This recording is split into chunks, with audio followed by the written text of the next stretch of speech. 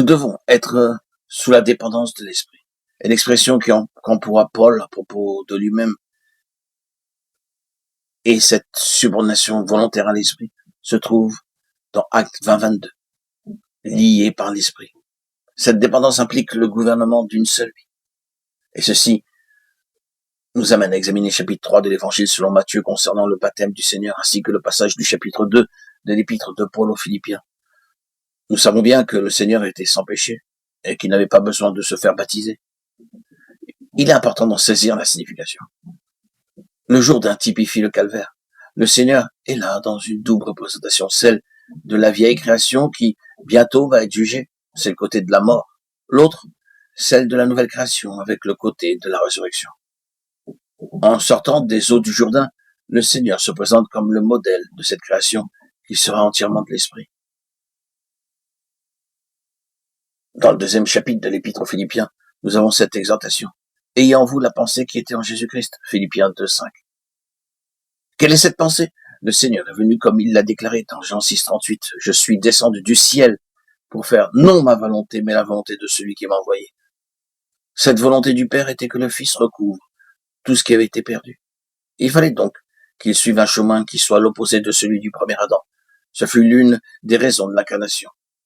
Ainsi, la pensée qui gouverne Christ, même aux heures les plus sombres, fut essentiellement celle-ci. Toutefois, non pas ce que je veux, mais ce que tu veux. Matthieu 26:39. Bien qu'il ne cessa jamais d'être Dieu, il ne considéra pas sa condition et accepta délibérément celle d'esclave, étant dans la situation d'un vrai homme. Il ne pouvait recouvrer les pertes causées par la chute et ramener l'homme à Dieu, qu'en demeurant dans la complète et totale dépendance de l'Esprit chez notre Seigneur. Le Dieu homme régnait une harmonie parfaite entre son esprit, son âme et son corps. Étant un avec le Père, la volonté du Fils était toujours au diapason de celle du Père, car Christ aimait cette volonté. Je fais toujours ce qui lui est agréable. Jean 8:29.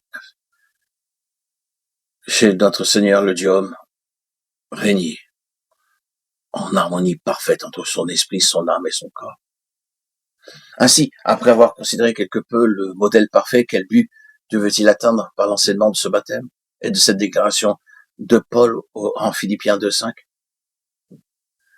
Le baptême est le témoignage extérieur d'une vérité spirituelle. Lorsque nous nous identifions par la simple foi dans la mort de Christ comme étant mort à notre vieil homme, cela signifie que nous reconnaissons et attestons que le gouvernement de notre vie propre, celle de notre moi, a été brisé, et que maintenant, unis à Christ par la foi, nous sommes un avec lui, dans la résurrection, et vivons pour lui, en lui et par lui, et qu'il est mort pour nous, tous, afin que ceux qui vivent ne vivent plus pour eux-mêmes, mais pour celui qui est mort et ressuscité pour eux. 2 Corinthiens 5:15. Tout a été créé par lui et pour lui. Colossiens 1:16. Le but que le Saint-Esprit poursuit en cela est de séparer l'âme de l'esprit, Hébreux 4:12, afin que le désastre produit dans l'homme par la chute soit annulé, et que le racheté devienne spirituel, vivant et marchant dans la dépendance de l'esprit, par l'organe régénéré de l'esprit, l'homme nouveau, afin de l'amener à la pleine maturité à l'état d'homme fait. Éphésiens 5:24.